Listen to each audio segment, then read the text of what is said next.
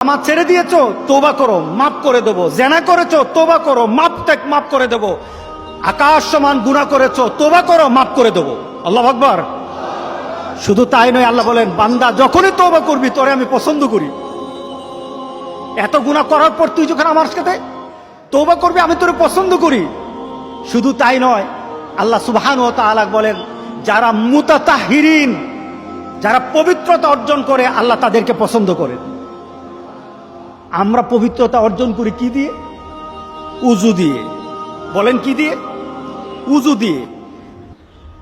আমরা পবিত্রতা অর্জন করি তওবার মাধ্যমে। প্রথম, এটা হলো আত্মার পরিশুদ্ধতা। আপনার দেহকে পরিশুদ্ধ করতে হবে, আত্মাকে পরিশুদ্ধ করতে হবে। আপনার আত্মাকে পবিত্র বানাবেন।